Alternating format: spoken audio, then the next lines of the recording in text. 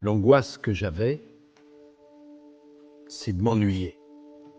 Et j'ai bien vu que la vie qui m'était promise, elle était trop petite, que le cadre était trop fermé. Et donc, j'avais pas le rêve d'être président de la République tout de suite, mais j'avais, pas le rêve, la volonté de monter le plus haut possible. Et je peux vous donner ma parole d'honneur qu'il n'y en a pas un qui était capable de me dire non. Toute ma vie, on m'a dit, tu vas trop vite, reste tranquille, c'est pas pour toi. Et tous ceux qui m'ont dit, c'est trop tôt, c'est les mêmes que ceux qui m'ont dit, c'est trop tard.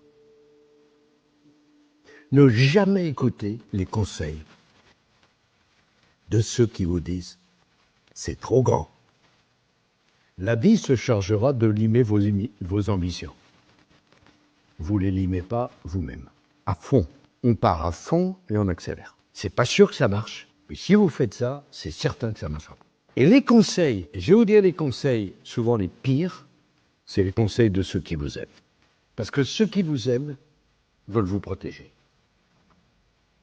Et pour vous protéger, ils appuient toujours sur la pédale du frein. Moi, j'adorais ma mère, qui n'est plus là, qui était vraiment merveilleuse, qui travaillait beaucoup, qui était seule. Elle pensait toujours que ça allait trop vite. Quand je suis devenu maire, elle m'a dit, voilà, t'es tranquille. Puis je suis devenu député. Ah, t'es content, là.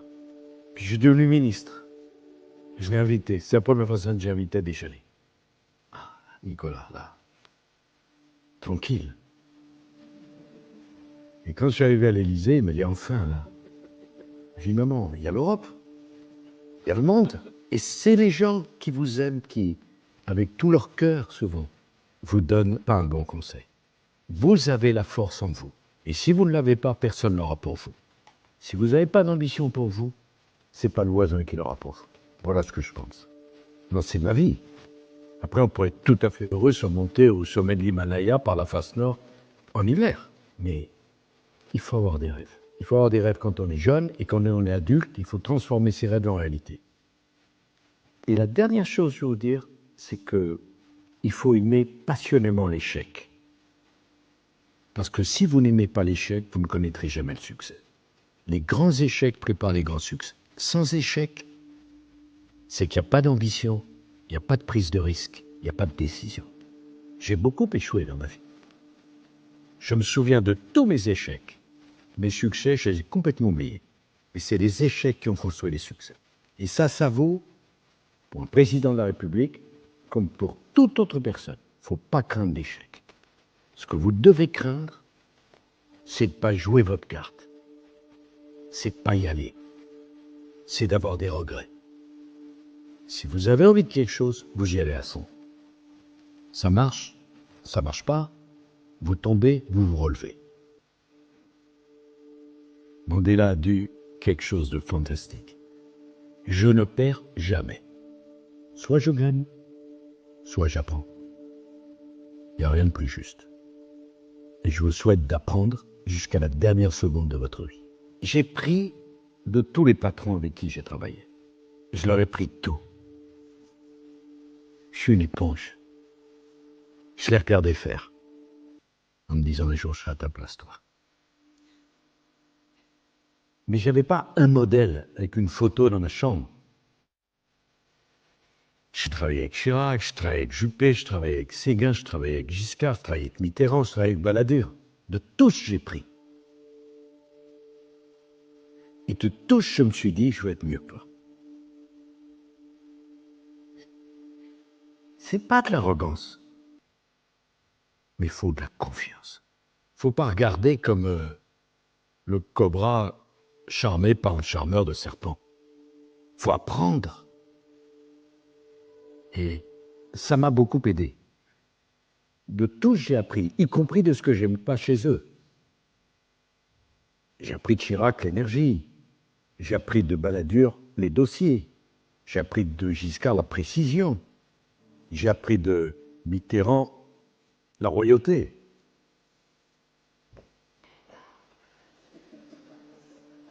Mais je n'avais pas de modèle. Mais j'avais une soif d'apprendre inextinguible. Je voulais progresser. Je voulais monter. Je voulais voir là-haut s'ils faisaient meilleur. Et quand j'ai été élu, c'est comme une enclume que j'avais en moi, que j'ai pu poser enfin sur la table. Je l'ai fait. C'est pourquoi on dit la jeunesse c'est le plus bel âge. Ça ne veut rien dire. D'abord, la vie n'est qu'une succession de renaissances. La vie n'est pas une succession de petites morts. C'est une succession de renaissances. On renaît. On renaît après un échec. On renaît après une trahison. On renaît après une maladie. On renaît après une déception. C'est jamais fini jusqu'à la dernière seconde. Et il faut la vivre à fond. Nos vies durent le temps d'un timbre-poste, mais on fait comme si on était éternel. C'est la seule façon de vivre. Tout le reste, c'est bullshit. Tout le reste, c'est rien. Aimer la vie. En profiter à fond. Jouer à fond ses cartes. Et ça, c'est pas décevant. Alors vous aurez des épreuves, des divorces, des échecs, des déceptions, des humiliations. Faites-en une énergie. Tout au service de l'énergie. Et on renaît. Vous savez, c'est la fin du livre merveilleux Crimes et châtiments de Dostoïevski. Le héros Raskolnikov dit « Ainsi commença la lente mais certaine renaissance de Raskolnikov. » On renaît. Jusqu'au bout. Et j'ai compris, vraiment très très jeune, que quand je parlais dans ma classe, on m'écoutait. D'un truc, une impression. Moi j'étais un élève très moyen, hein. Si vous saviez comme je me suis ennuyé à l'école. Je me suis réveillé qu'après, moi. Et ce qu'il faut, c'est que chacun de vous a une inclinaison, un talent, quelque chose qu'il sait mieux faire que les autres. Il faut le développer à mort. Moi, vous pouvez me mettre à l'entraînement 8 heures par jour pour faire champion olympique d'athlétisme. Laissez tomber. C'est pas le travail qui donne du talent, c'est le talent qui donne envie de travailler. Quand vous avez 4 ans et que dans la cour de l'école, vous mettez vos copains 10 mètres derrière, vous pouvez devenir Usain Bolt. Quand vous avez les premiers, vous savez, qui apprennent la guitare, l'oreille parfaite, vous allez travailler comme un malade la guitare parce que vous avez vu. Et donc, il faut bien réfléchir à ce que vous aimez, ce que vous savez mieux faire que les autres, et valoriser ça à fond.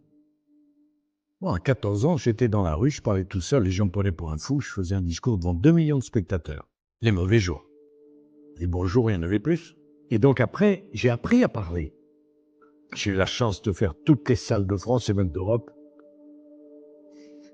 et parler devant 100 000 personnes. Et longtemps, j'ai mis très longtemps à prendre le risque du silence. Quand vous avez 100 000 personnes devant vous, et tout d'un coup, boum, vous arrêtez. Parce que je voulais être dans la salle, il n'y ait pas un éternuement. Et j'ai compris que c'était plus difficile de gagner l'attention que de susciter l'applaudissement. Ça, c'est le travail. Moi, je sculpte la salle et l'audience. Je l'amène à l'intérêt. Ça, c'est du travail. Mais à l'origine, pourquoi j'en sais rien, j'avais cette énergie et j'avais cette appétence pour parler. Et longtemps, j'ai défoncé les portes, même quand elles étaient ouvertes. Voyons, et pourquoi t'as cassé la porte? Un réflexe. Moi, si j'étais pas invité, j'amenais les couverts, la nappe, la boisson, la nourriture. S'il fallait que je serve, je voulais rentrer. Donc, mettez pas votre orgueil à un mauvais endroit. L'orgueil, il n'est pas dans le moyen. Il est dans la fin. FIM. Ça qu'il faut faire. Après, d'où ça vient tout ça? Pourquoi on l'a? Pourquoi on l'a pas? Tout le monde a des atouts. Pour l'un, c'est la tête, pour l'autre, c'est le physique, pour le troisième, c'est la parole, pour le quatrième, c'est la sensibilité. Tout le monde a un atout. Allez chercher et développez-le. Vous êtes votre propre diamant. Allez chercher ça et façonnez. Voilà ce que je pense. Moi, j'ai pas eu d'exemple, j'ai pas eu de mentor, j'ai pas eu un prof qui m'a charmé, mais j'avais en moi quelque chose. C'est une maladie. Quand j'ai décidé de me présenter à la mairie de Neuilly, j'avais pas 28 ans. Toute ma famille s'est réunie. N'y va pas, ils vont me tuer. J'ai quitté la table. Je ne leur ai réadressé la parole qu'une fois élu. Ils m'aimaient. Je veux dire quelque chose de très personnel. Quand j'ai divorcé d'avec Cécilia, en octobre 2007, moi je l'ai subi. Et ma pauvre mère m'a dit, je t'ai brisé en un public. L'amour, c'est fini. Mais je dis, tu sais à qui tu parles? Un mois après, je rencontrais Carla que je n'avais jamais vue. 2 mois et demi après, on était mariés. Je suis un type qui prend les décisions. Rien n'était perdu. Rien. Oui. Eh bien, moi, je vous dis une chose. Tous, vous allez avoir des déceptions personnelles et amoureuses. Alors, si vous n'en avez pas, moi, je ne veux pas être votre copain. Hein. Mais vous apprenez de ça. Vous vous relevez de ça. Et vous construisez autre chose, mieux, plus fort, plus grand, plus intense. C'est pas la fin, c'est le début. En matière de mariage, moi, je me disais, si un jour je suis président, je veux être un homme vivant. Je veux pas être une statue de sel. Et être sentimental, mais c'est un atout. Des cœurs froids, des personnalités froides, vous en rencontrez les pauvres. Quand ça fait mal, il faut le dire. Quand ça fait du bien, il faut le dire. Il faut vivre. Vivre. Il y a 2 choses importantes dans la vie, il n'y en a pas 3. Aimer et travailler. Travailler et aimer. On est fait, nous les êtres humains, pour ça. Travailler et aimer et travailler. Il n'y a rien d'autre. Et il ne faut pas opposer l'un à l'autre. Parce que qu'est-ce qu'elle vaut, votre vie professionnelle, s'il n'y a pas d'amour, il n'y a pas de sentiment? Si vous n'aimez pas les gens avec qui vous bossez? Et qu'est-ce qui vaut votre amour si c'est 40 ans à se regarder dans le blanc des yeux, enfermé dans une chambre? Même avec des performances physiques importantes, on peut s'habituer. Aimer et travailler. Freud a dit quelque chose de très intelligent. Si tu n'as pas de problème pour travailler et si tu n'as pas de problème pour aimer, tu n'as pas besoin de psychanalyse. Je n'ai pas besoin de psychanalyse. Donc oui, il faut des sentiments. Vous n'avez pas 2 vies. Vous n'avez pas une vie au travail et une vie à la maison. Vous avez une vie. Vous êtes à la fois une professionnelle et une amoureuse, une mère de famille, ou une fiancée, ou un petit ami, ou ce que vous voulez. Les 2. Ah oui, vraiment. Non, les sentiments, c'est très important. Moi, on m'a beaucoup moqué pour ça. Hein. Quand j'ai dit, Carla, moi, c'est du sérieux, des trucs comme ça. Moi, je veux d'un truc. Je préfère qu'on me moque parce que Carla et moi, c'est du sérieux,